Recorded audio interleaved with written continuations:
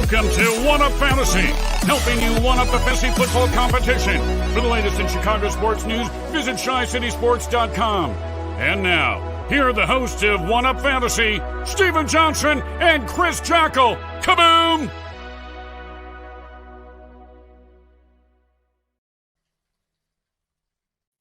What is up, One Up crew? Welcome into another episode of One Up Fantasy here on ChiCitySports.com and the Tape Never Lies Network. I'm Stephen Johnson. He is Chris Jackle. And Chris, I know we're both riding the struggle bus a little bit after the shenanigans of the weekend in good old Chicago, Illinois, for an unfortunate ending to the game on Sunday, but nevertheless, was good to finally meet you in person. Was good to meet much of the TTNL crew in person, including Phil, and again, just the whole cast of characters and crew that make up the TTNL crew.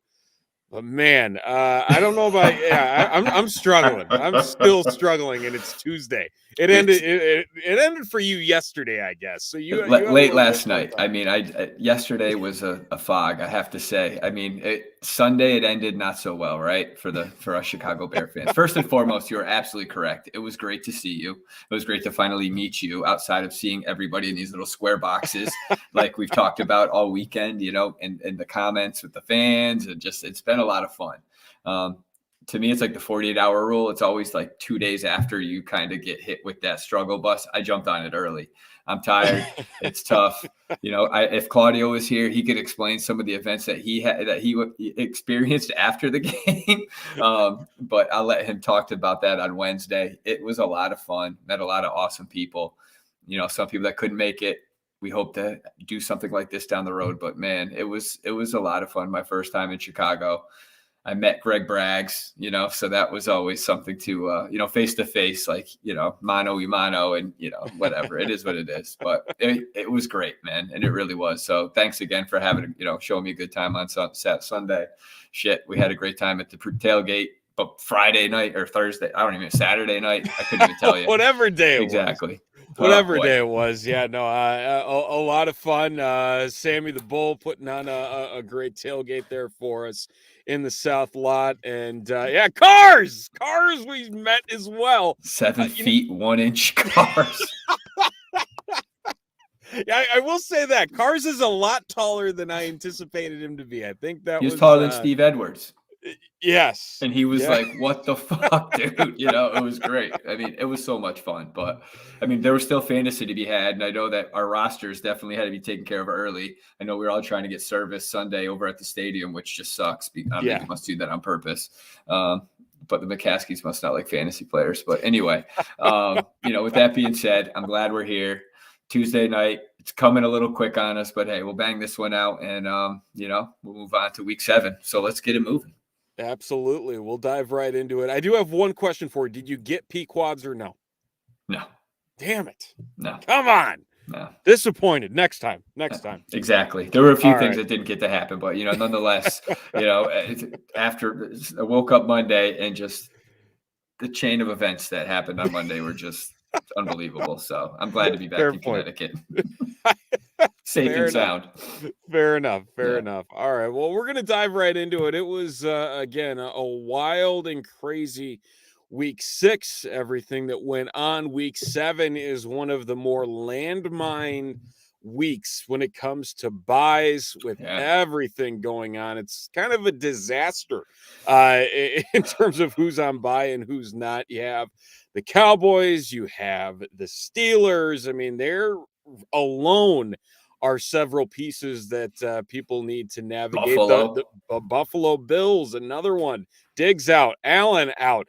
Again, it just continues to pile up. And there's a lot we could talk about with that. But now that we're through, we'll call it a third of the fantasy season, now that we have 17 weeks now, we're all nice and fancy. Yes, we are. That there's been quite a bit of shakeup. You know, people planted their flag on certain players and said, this is my guy. They're going to go out. They're going to get it done.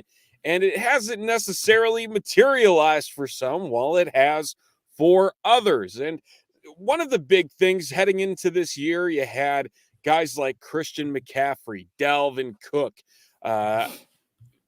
Devontae Adams at wide receiver, tight end, obviously Travis Kelsey, quarterback, you got Patrick Mahomes.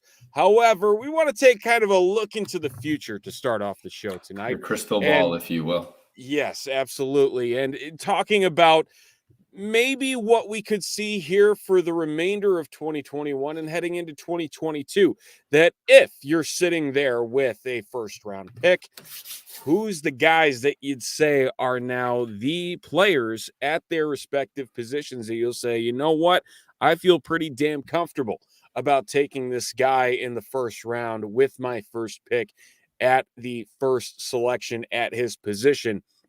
And really to start it off, this all went down after we had our show last Tuesday. Christian McCaffrey going on the IR, missing at least another 3 games. And here we are, the second consecutive year where Christian McCaffrey is missing significant time.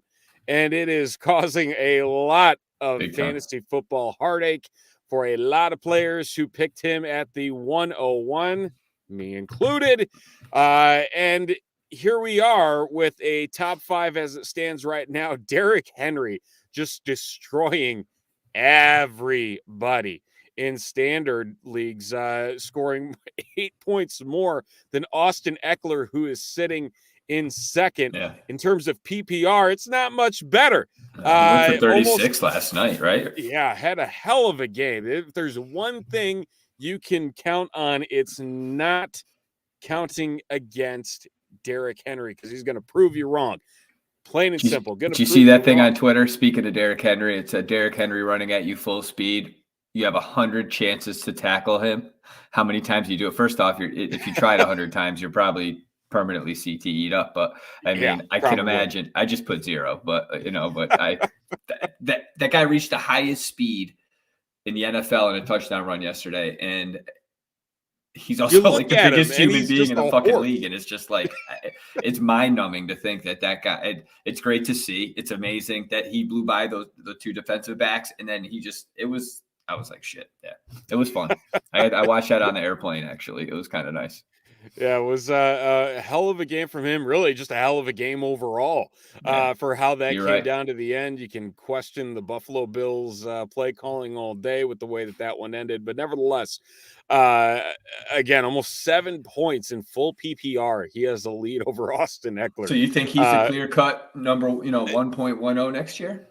I have to say it's looking like that in a lot of ways. I mean, how many times can you sit here and count against him?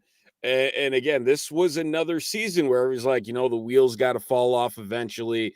This isn't ever going to work out. And yet here we are. And, people can sit here and also argue the fact that you had guys like Alvin Kamara and Dalvin Cook and Christian McCaffrey in a points per game scenario, still scoring more than Derrick Henry, and he had a 2,000-yard rushing season. Wow. But the consistency that Derrick Henry provides, especially this year where we're learning it is a very delicate position and really one where the youth at the position isn't necessarily coming through with what people anticipated them to do. Yeah, Najee Harris is racking up targets left and right, especially in PPR, but his yard per carry average isn't great because that Pittsburgh line isn't great. Jonathan Taylor, he's starting to turn it on a little bit, but Derrick Henry, despite against all odds, seems to be that guy. And I mean, I don't know about you, but it's feeling like it's almost a foregone conclusion that you got to put him there until he proves you wrong. You're right. Durability is what we're seeing out of him. Also, that's important to think about. Like Dalvin Cook's he's dealt with injuries already this year.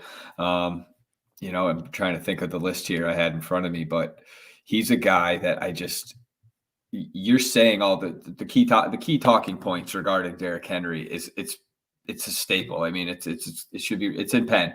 The guy's a beast. He's going to get you your points. He may not get the targets out of the backfield. That's fine, because he's going to get the couple extra carries that make up for it.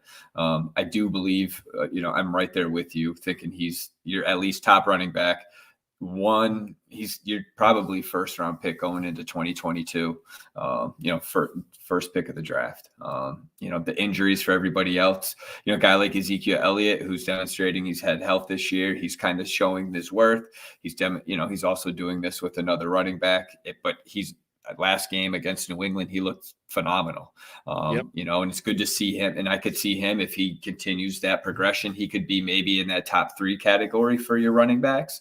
But a guy like Austin Eckler, he's doing exactly in a big contract year. He's going out to try to earn his money, and he's on the field consistently. But when all said and done, you're going to get right back to Derrick Henry. And he's the king of that hill. I think he is, he could put that flag in for 2022, barring any crazy injury.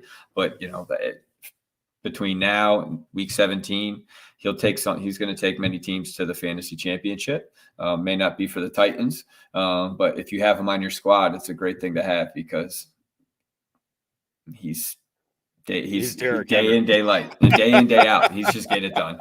And as we all know, he tends to get a little bit better as the season goes on, and it's just like, oh God, what else can he do? And just a mountain of a man to bring down as the weather gets a little bit colder, a little bit tougher to bring down. Just something to keep in mind is, again, you look at what he's able to do in November, December. It is eye-popping with how he has broken onto the scene with everything that he has done for that Titans team. At the wide receiver position, I think this one's up for a little bit more debate. Obviously, you've got 2 guys there that were among the top selected at their position in 2020 drafts, in Tyree Kill and Davante Adams. Tyree Kill in full PPR leagues averaging 23 points per game. Davante Adams, 20.8 points per game. Between these two, I'd still say at wide receiver, it's still between the 2 of them. In terms of who would be the guy heading into next year, I think the biggest thing that is yet to be seen and really will shift the weights one way or another is where Adams ends up playing in 2022. Is there's all the talk about this being the last dance or whatever you want to call it with Aaron Rodgers and Davante Adams in Green Bay. And meanwhile, you have Tyree Kill entrenched in Kansas City with Patrick Mahomes throwing him the ball, which I think just about any wide receiver could take as an option here. Does Tyree kind of solidify himself over Davante in next year if Davante is no longer with Aaron Rodgers? Or is it a wait and see approach for you to see what does indeed end up happening? I still think Davante stays at the top of the list. I think with him being a free agent, it's either you stay. If Aaron Rodgers stays, it's the best of both worlds. He gets the money, he gets to stay with Rodgers, or he picks and chooses. Rodgers may go to Pittsburgh. Hopefully he does. Davante can go over there with that band of wide receivers and probably do pretty well. That may actually hurt his production a little bit, actually, with all the weapons there.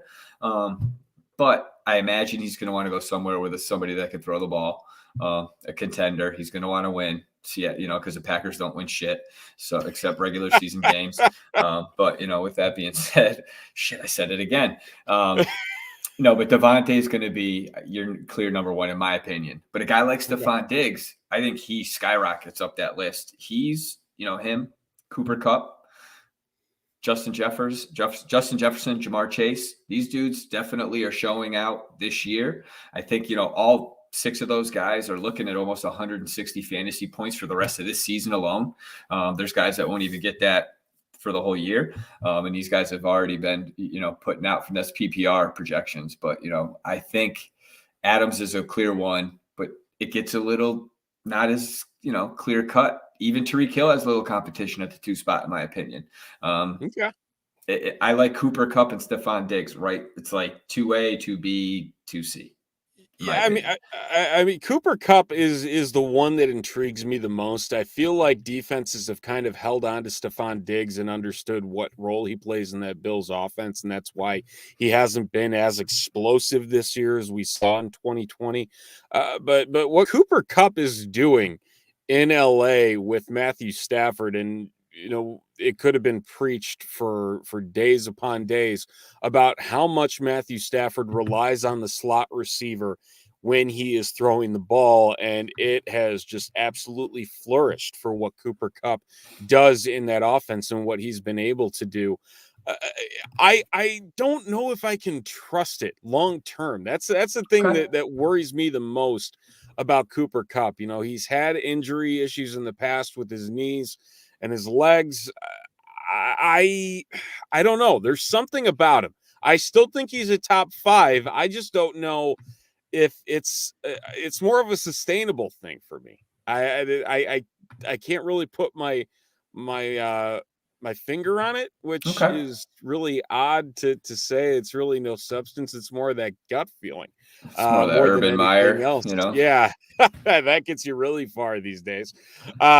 His fingers apparently do, but sorry. But I mean, Cooper Kupp stats on the year. I apologize. Bang, bang. Cooper's he's had almost 4 games with over 30 fantasy points. That we spoke on this, was it 2 weeks ago, with the bond between a receiver and a quarterback. I think we talked about with Brady and AB, right? They're the same thing to be said about Cooper and not Goff, just Stafford, Jesus. And Goff has no connection with anybody except the bench. Not anymore. No, but Stafford and Coop, they talk about that and how there's, Kupp and Stafford have been working out outside of, regular scheduled channels, broadcasting. They're doing things out, extracurricular stuff, trying to get to the next level. And to your point, the injuries are a big concern with Cooper. Little dude, he's taken some hits. He's been injured before. But so far this year, if he continues this pace, I mean, he's looking at one of the, pretty prolific fantasy football season for wide receiver standpoints. But you speaking some truth with some of those concerns. So I would probably put him out of the 3 that I talked about before with Diggs, Cooper, and Jefferson. I think I would have probably him last now that we kind of talked it out. But Tyree Kill. Oh, Tyree Kill's probably now 2A, right? I kind of talked me right into it.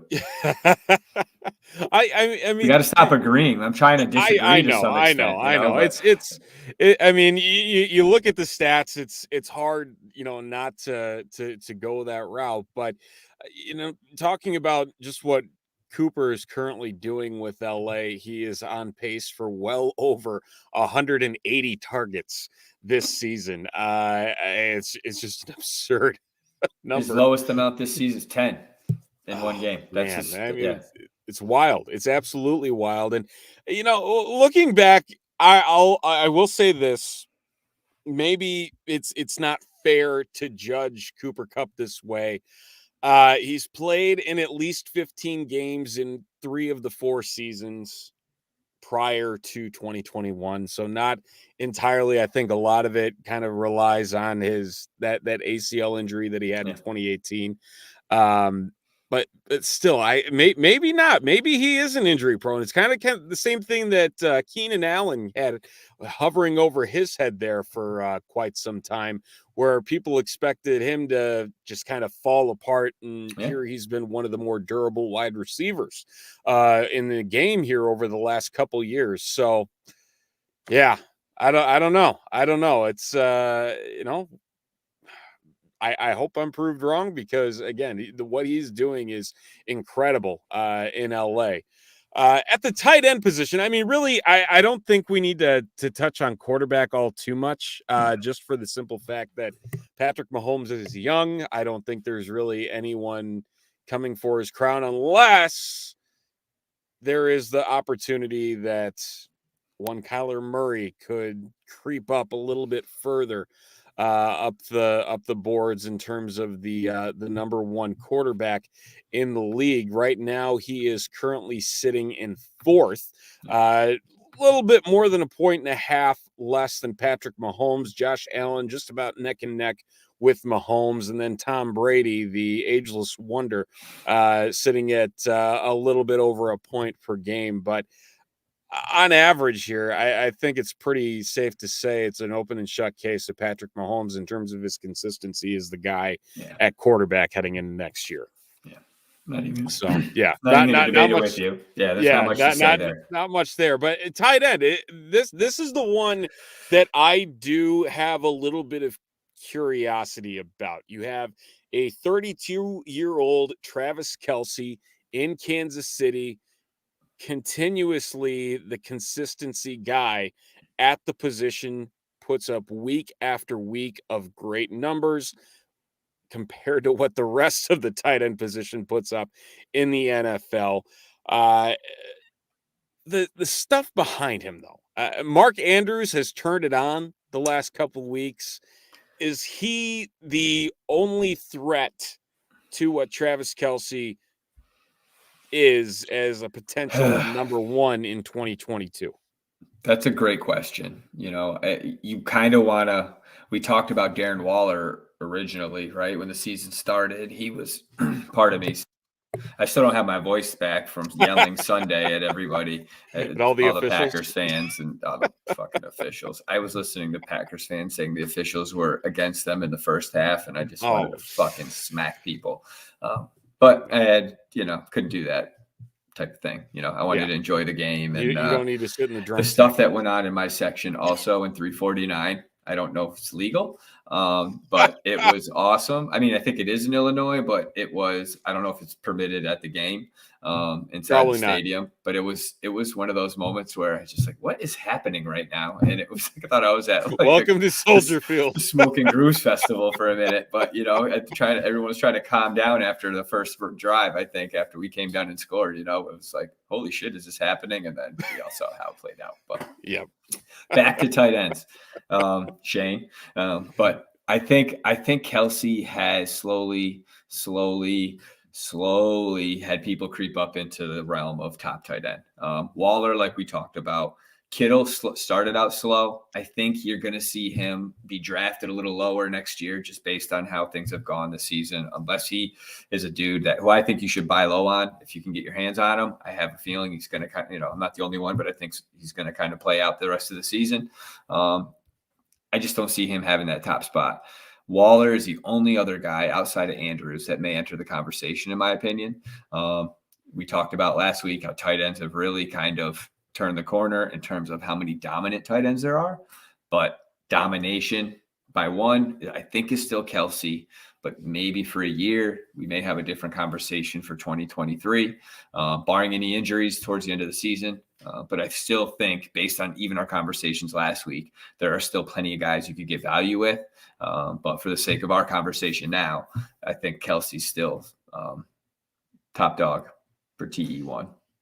Yeah, it's I don't know. It's hard to look at what Mark Andrews has done here these last 2 weeks, especially when you can compare it to how he was doing the weeks 1 through 4, where he wasn't necessarily setting the world on fire, but at the same time, you look at what he is compiled here. He's had at least 5 targets per game, 44 on the year. I'm going to do really bad math in my head here, but I'm fairly confident that's over 120 targets on the year for Mark Andrews there. I just continue to wonder, Travis Kelsey's going to be 33 years old next year, and this is the tight end one in the NFL. Like, I get it. Don't get me wrong. Like, I get it. He's getting 8-9 targets a game on average. But eventually the wheels got to fall off here. And I don't know if it's happening because he's kind of been bumpy, I guess, is the best way to put it. Not necessarily off to his hot. He's not having a great year, and we could be talking ourselves out of this conversation. We may be talking Kelsey out of the top spot when you look at the numbers. I mean, Mark Andrews, I think I don't have that in front of me, but who has more fantasy points on the season? I know Andrews had that 41 point something game week 6, where he had 11 targets, 13 targets, 11 catches for like 42 points or whatever. But outside of that, I mean, Kelsey's been at, I think he's like 26, 24, 18. And then he had the stinker against Philly, but he's, Right. he only had 6 targets that game, So in full PPR, Travis Kelsey is averaging 18.1. Mark Andrews is at 17.1. Okay. But in terms of overall stat line so far, through 6 weeks, it's actually pretty comparable. They have the same number of receiving yards. Wow. Travis Kelsey, one more touchdown, 4-3. And then targets, Kelsey with 53, Andrews with 44.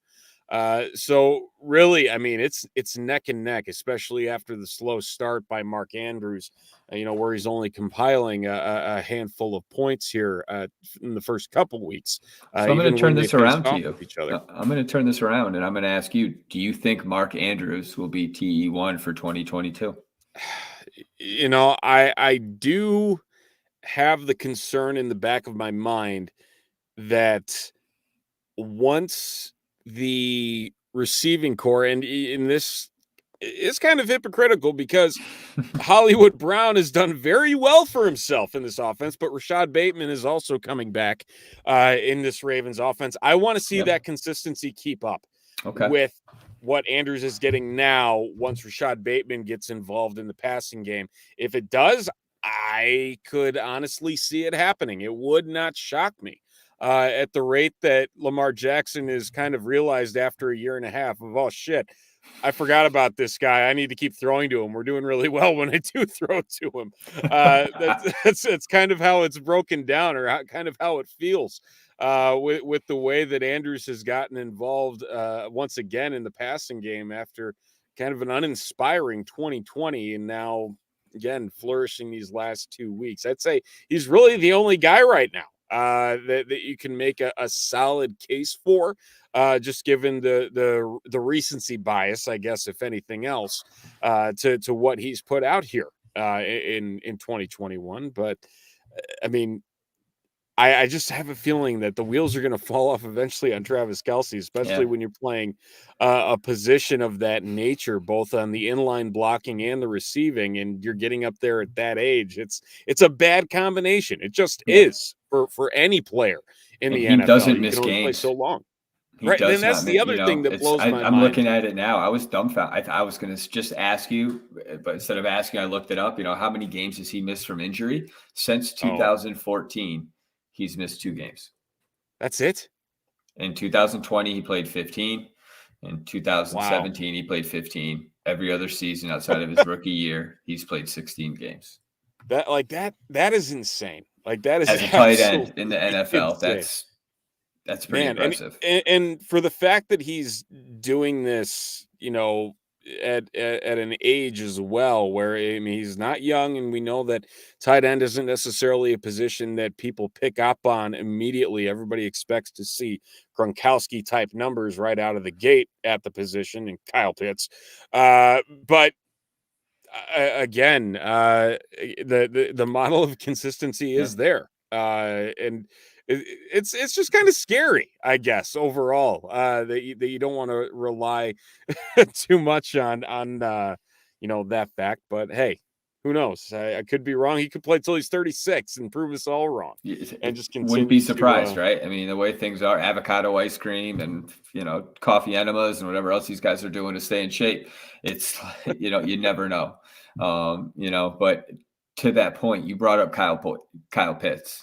He's turned a corner, right? I mean, he's starting to. What do you think was it more matchup based, and he's just kind of reluctant he's getting those targets in these situations, or is he really a guy that you kind of want to target if you can get your hands on him? If you have some assets, like you're heavy on wide receivers and you don't have a tight end, maybe you could package a 2 for 1, or make a move for a guy like Pitts. It's without Calvin Ridley and Russell Gage in the game overseas, and to have him go off then circumstances, I want to see it outside of that situation. I want to see him flourish outside of that situation before there's the full button smashing of, okay, what do I need to do to pick up this guy? I think that's the biggest question that I have for him is, was it just a circumstantial game, or was it Kyle Pitts finally figuring out what he needs to do in order to flourish in the NFL? So, and all the Jets really aren't much to write home about either in terms of what they bring to the table. But hey, we all know that. We know that's all part of the game. But hey, we do what we can. So who knows? We'll see. There's still plenty of time to see who can bring it in 2021 and maybe come for that crown at their respective position. So to recap, right? I interjected you again. I got to stop stepping on you, so I apologize. You're good. But running back, Derrick Henry. Yes. Wide receiver, Davante Adams. / Tyree Kill. Okay, you're high on T Hill. I'm high on the cheetah. I can't hate on it. I mean, it's the Chiefs offense, so it's like, and then tight end wise, we're gonna Kelsey Andrews. Andrews Kelsey.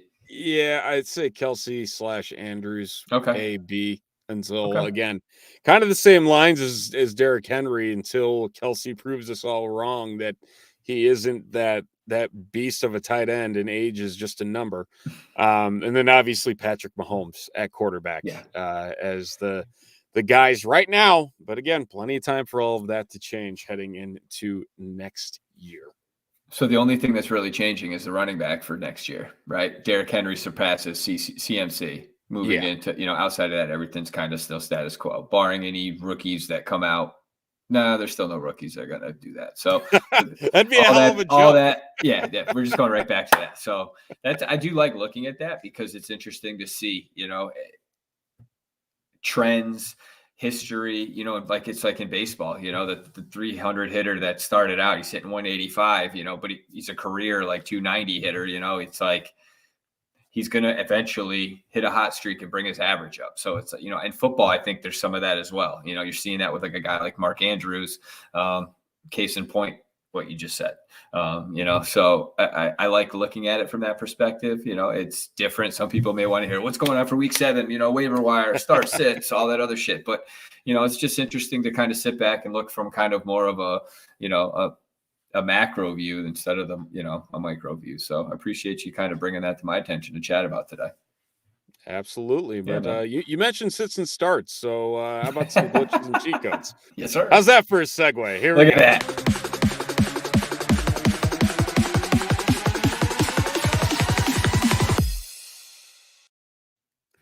That's right. It's glitches and cheat codes. It is our version of starts and sits for week number 7. Like we said, it's not so great of a bye week for week number 7, but here we are. We're going to break down who we believe is a great play and who is a not so great play among the positions in the league for week number 7.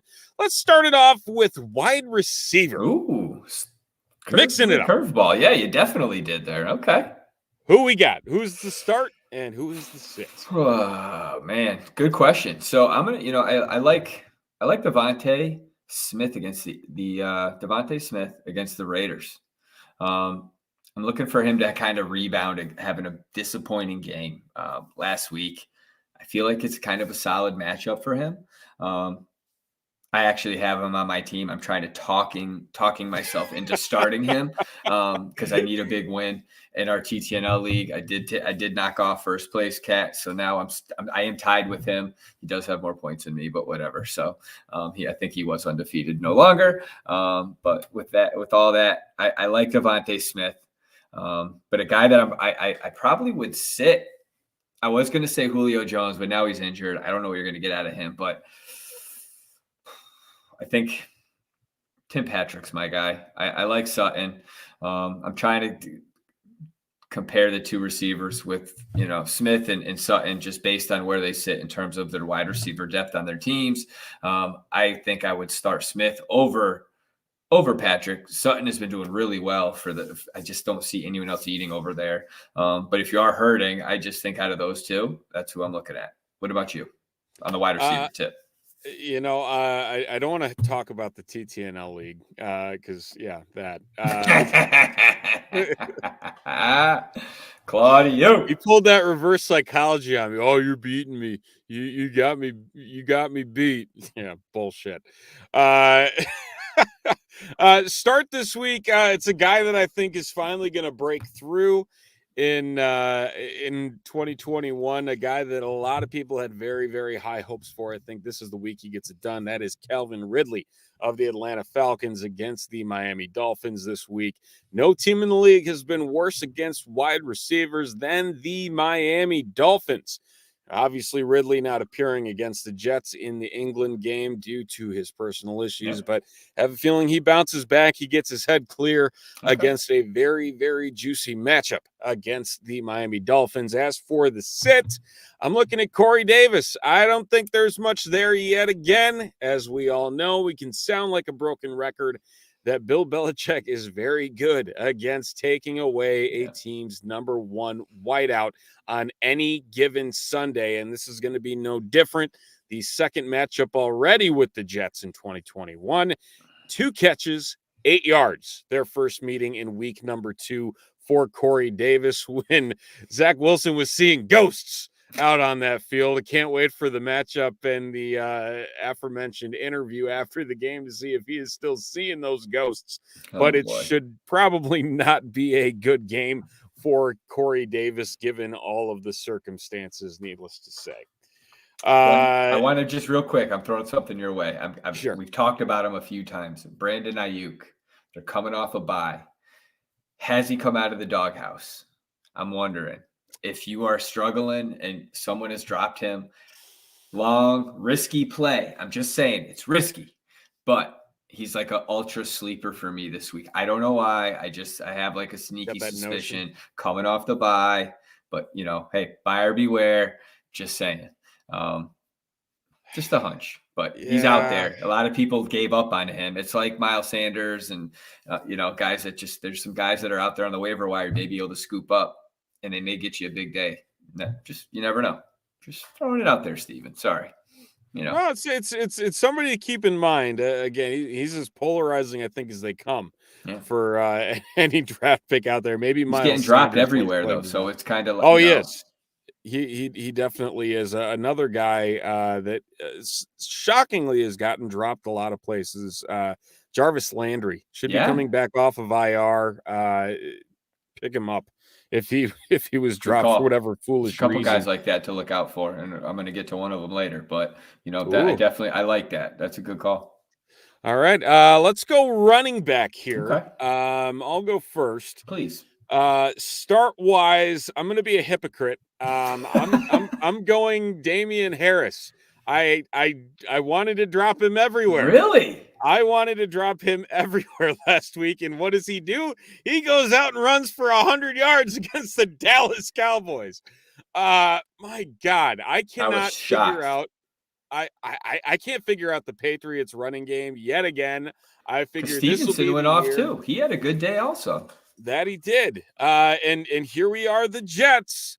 Very, very bad against the run. They give up the most points in fantasy football against the run. He had his first touchdown against the Jets in week 2.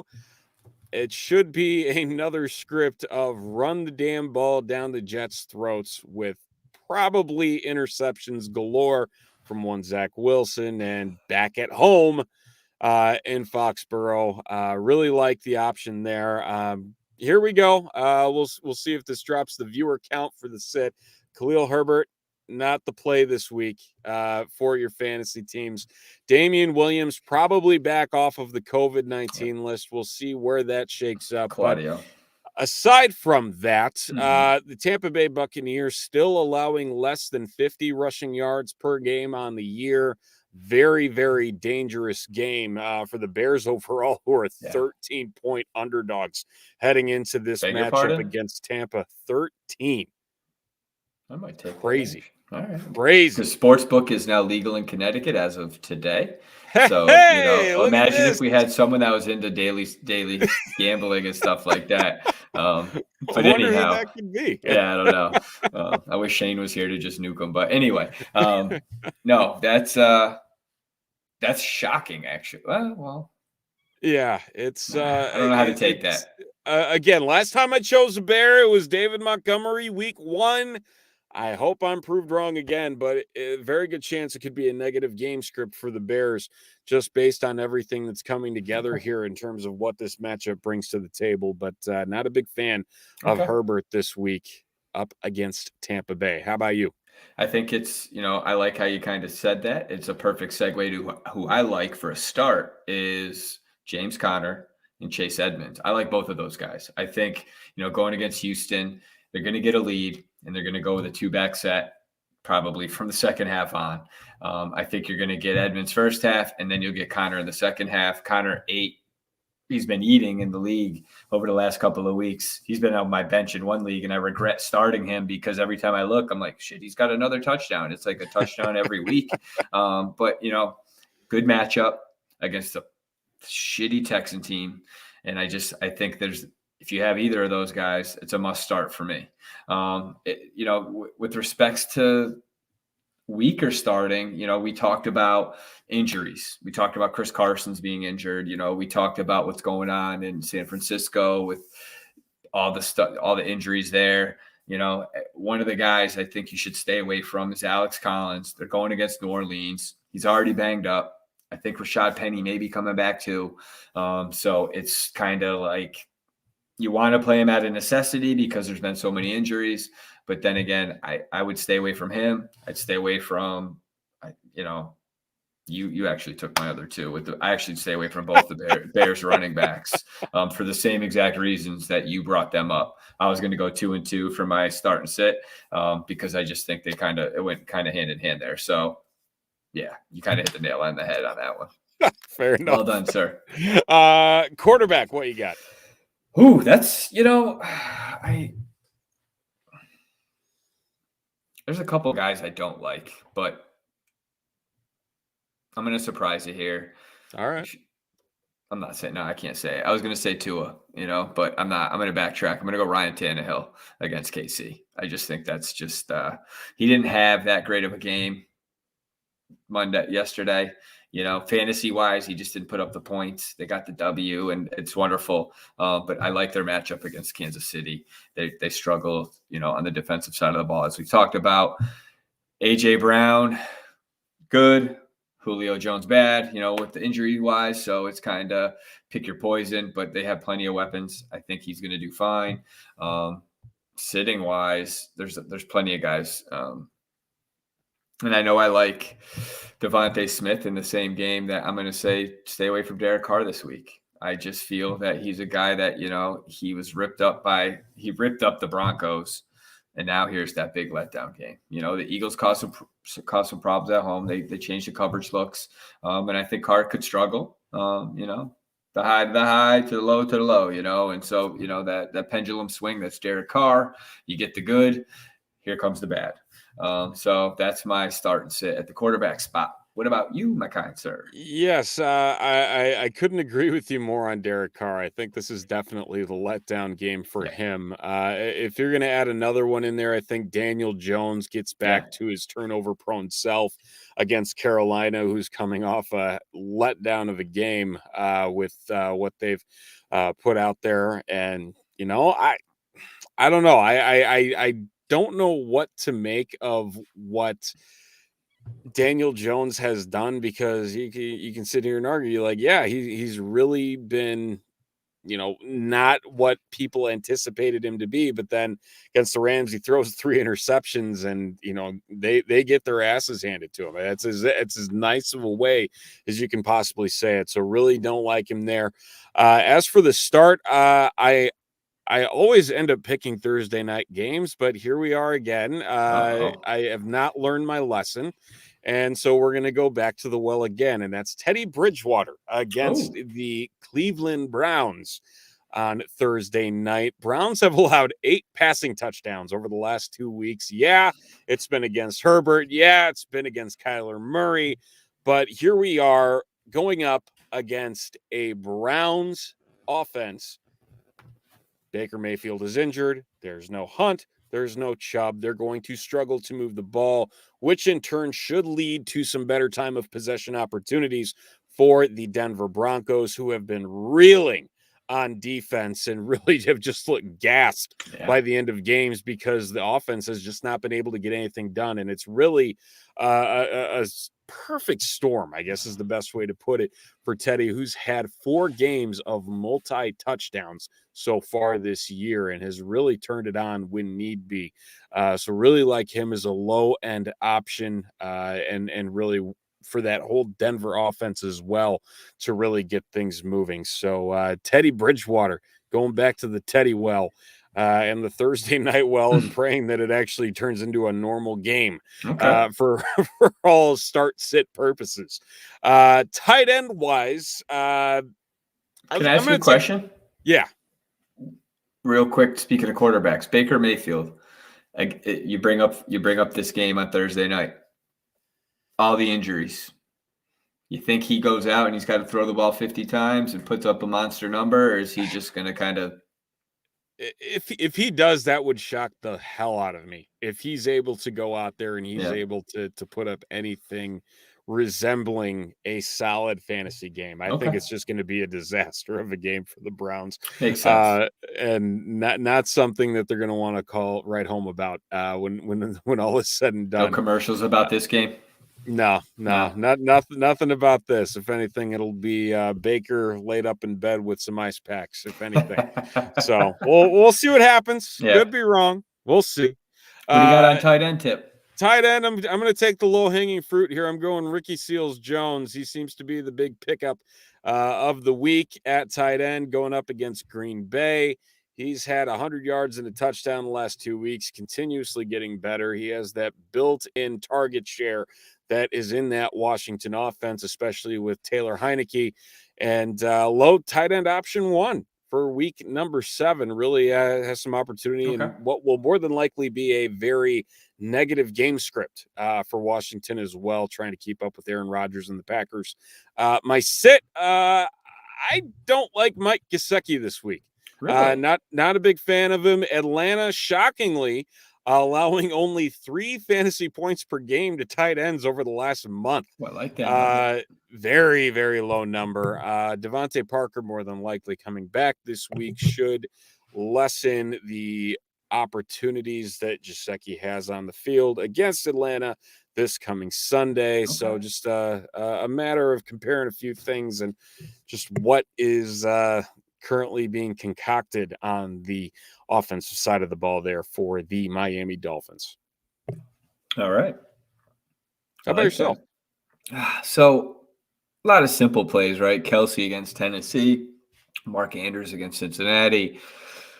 We're going to get in the weeds. You got Fan against Cleveland on a Thursday, Hawkinson against the Rams. Somebody that, speaking of injury, and this isn't who I was talking about before, but, Gronk may come back this week against the Bears. That scares me. Yeah. And if so, he's a guy that you may check your waiver wire. People have been dumping him when he got hurt because they were talking about all those fractured ribs and punctured lungs and whatever else he had going on. Syphilis, I don't know. But dirty Dick Gronkowski up in New England. But nevertheless, I like Goddard against Vegas. I've liked 2 Eagles today. I just think you get rid of Ertz. I am the captain now. The gold mine opens. Yeah. I just think he's healthy. He's the lone man. It kind of sits nicely for him. But on the sitting side, I'm not exactly sure. I wanted to say Ertz is the guy to sit. But I just, new team, everybody's all excited about him being in Arizona. I just think he's still got a lot to learn.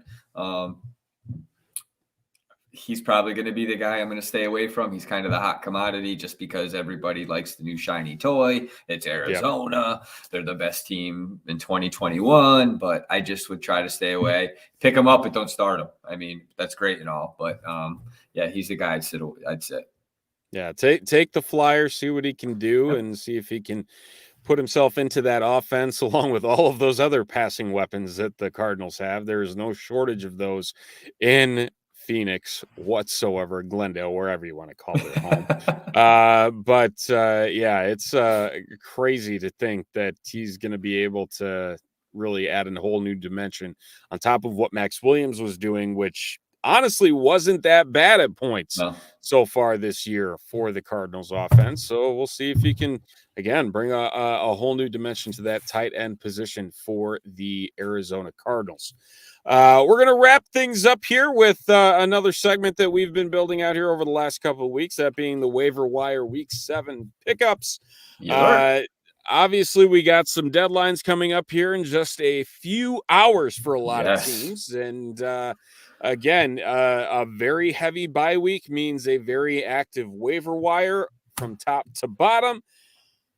At running back, we'll start there. Okay. Who you got? Ooh.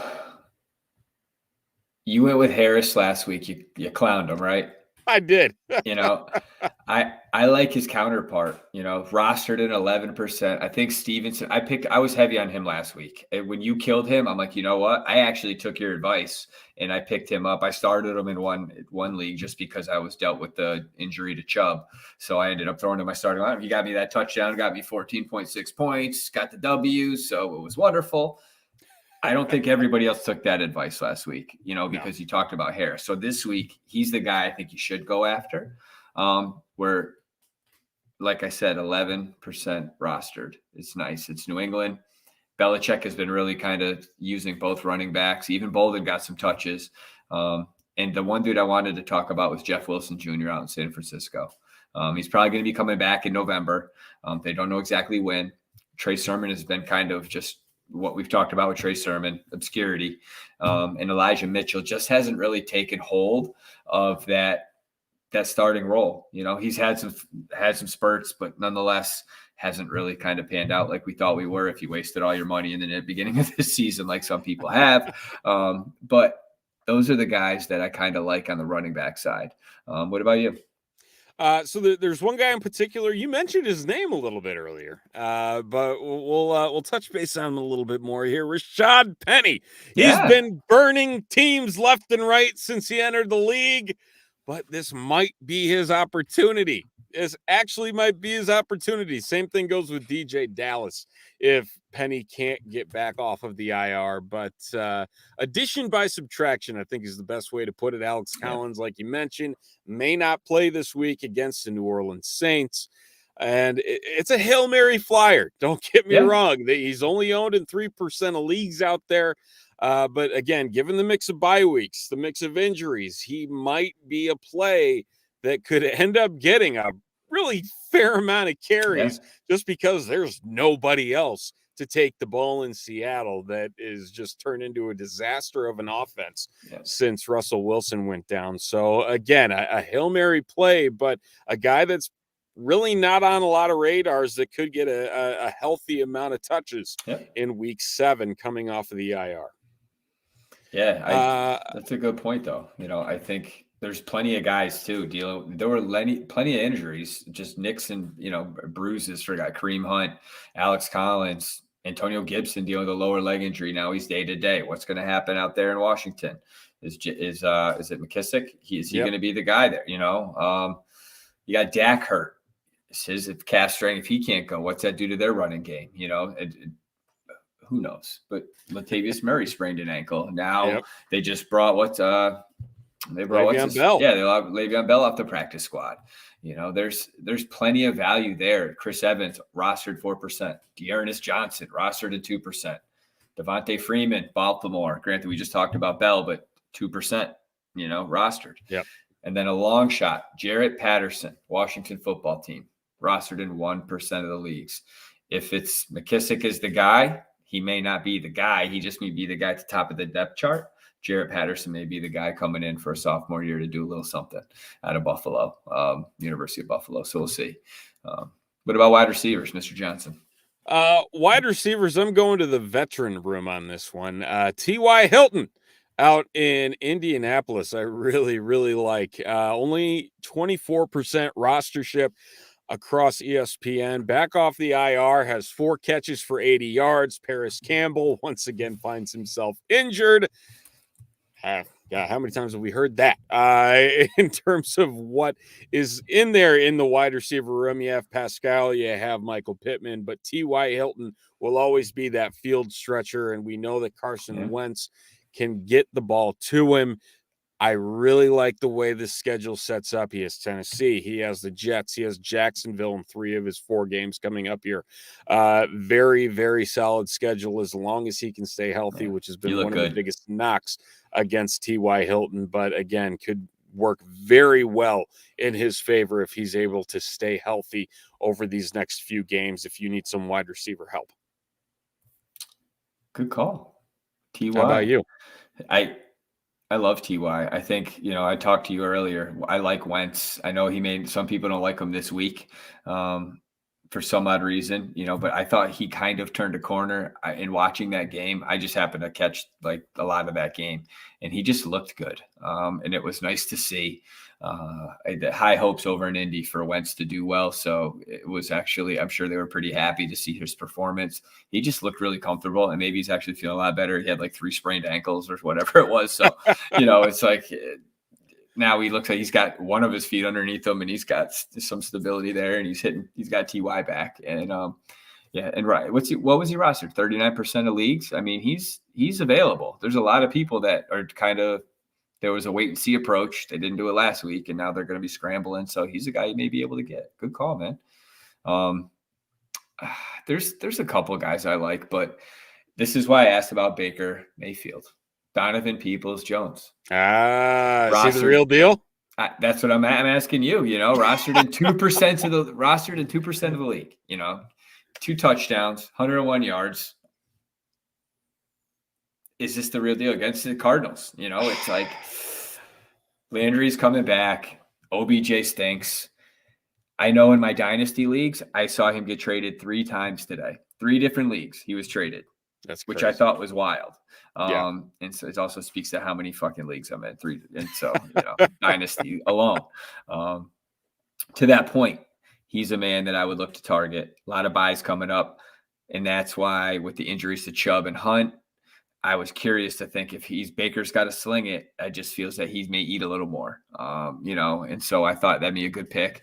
And I like DPJ, as they're calling him out on the streets, and a sleeper is Jamal Agnew, Jaguars, not rostered by a soul. Don't even have to put a claim in for him, but he's second week in a row. He's outperformed Shenault. They're on a bye this week, so there aren't many people out, that they're looking to get. So if you're kind of sitting pretty and you're looking to maybe have some depth, possibly someone to target, think about. All right. Yeah. Tight end. Where are we rolling? You already said it. Ricky Seals-Jones. I think, he's a dude. You're rostered in 29% of the leagues. But Cole Kmet, 19%. I think he's a guy. He's in the doghouse, just spent the first 4 weeks blocking. And he seems to be getting some chemistry with our boy JF1. You saw it face to face. He looked much better. 4 catches, 49 yards.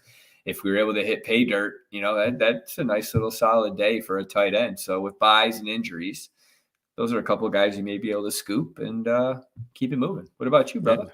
About damn time that he starts getting involved. Steve in the comments mentioned a little bit earlier, if you have room on your roster and someone that's on a buy, is it a pimp move to pick him up? This is a guy that I think you should go out and pick up. This is Pat Friarmuth of the Pittsburgh Steelers. Only 3% the rook of rosters have out there. He had 7 catches for 58 yards. in last week's game against the Seattle Seahawks. Again, this might be a situation in which now that Juju Smith-Schuster is out, that he might be filling that role, and he really a very athletic tight end. He's been outperforming Eric Ebron in the Steel City. It seems like things are trending in the correct direction, especially at tight end. It seems like he's getting more involved. Big Ben getting a little bit more comfortable and getting him involved in the game as well. I really like Pat Friarmuth as a play for week 8, but pick him up now before there's any trail on him about a possible pickup for next week's game. All so right. definitely a guy I like there. Quarterback wise, we'll wrap up with quarterback. You mentioned Tua. I'm going to the Tua well. Oh, you took mine. One. I'm sorry. I like that. No. Hey, that's a good one to kind of wrap up on that one. You know, I think we're both square there. Go ahead. You do your pontification. Here, just 25%. Is all that he is at right now after a lot of hype to start the season. Could he turn things around in Miami? Threw for 329 yards and 2 scores in last week's loss to Jacksonville. Now he gets Atlanta, not a great defense, allowing the 5th most points per game to quarterbacks, a low-end play, and solid bye week play for week number 7. You know, swiping. I like Wentz. I like Wentz though. A roster 35% of the league. He's a guy. I just think he's a sleeper. Some people think he's a bust this week. I kind of think he's a sleeper. Just throwing it out there. I like Tua too, just for some odd reason. Coming off the injury, a lot to prove. Coming out with a little chip on his shoulder, which is probably going to be another injury. But I have high hopes for him. Just would like to see him perform well. All that hype, but you never want to see a guy stink. But unless he's on the Packers, so yeah. Then all the time, we want to. Don't forget Thursday night game this week, right? We got a battered, bruised up Cleveland versus at home against Denver Broncos, and then the Monday night games New Orleans against Seattle. I always write those down. I never say it, and I just figured I'd say it tonight. Yeah, make sure that you got your lineups all set. You get those Thursday night players out of your flex. Yes. Play them in their normal position slots. If they're saying Chubb is a chance to play Thursday night, I will be shocked. I know if Chubb plays on Thursday night. I think Dearness Johnson's the guy on the running game there. Curious to see what he does. He's averaging 5 yards a carry over his short-lived career with the Cleveland Browns. And who knows? Maybe he'll do something with the ball when given the opportunity. But going up against Denver, that's a tough test. Needless to say, it is a very tough test. But we'll see. Stranger things have happened, especially this year. They can't have any more injuries, man. It's just insane. They're going to happen. I don't remember. I thought last year it was bad. I feel like this year it's worse. Absolutely is worse. Especially at running back. I mean, I don't know how many more times we can talk about the running back injuries, but every week gives us a new one to talk about where it's like, what the hell is going on? There's 3 or 4 every week, legit. Yeah, it's not fun to say the least, especially when you're cruising the waiver wire and realize I have nothing to work with. So, hey, let's throw out Kenneth Gainwell as a starter and pray that he actually hits pay dirt and gets some carries away from Miles Sanders. I think that's pretty much where I'm at this week in terms of where rosters are at. But, hey, it could be worse, I guess. Probably at some point, yes. Minnesota and Buffalo, 2 of the bigger ouches this week when it comes to the bye weeks. No Thielen, no Jefferson, no Cook, no Madison, no Cousins, no Allen. Diggs. No Diggs, no Moss, no Singletary. I mean, that's no Knox. Yeah. I mean, Knox may be out anyway. He got banged up, but that's true. He needed this to come for him. You know, rest up, get better. Then he can go make me some money because I got him. I have him starting over Hawkinson actually last weekend. Kind of burned me, but it burned me. But what are you gonna do? Yeah, I mean the way things were playing, can't blame you there. Can't blame you there at all. No. But that's going to do it here for us for this episode of One Up Fantasy here on Chi City Sports on the Tape Never Lies Network. We do thank you all for tuning in and for listening to the podcast form. We're going to go to bed because we're both exhausted and trying to recover. Maybe we'll be recovered by next Tuesday. We'll probably be just wrapping up the recovery process. We're not these spring 23-year-old chickens that we used to be back in the day. But we're all not like Claudio that bounces, gets home at 3, wakes up at 6, wants breakfast. It's like, dude, how the fuck? I mean, never mind. The guy saws wood like a motherfucker, but I love him. Next time you got to bring the earplugs.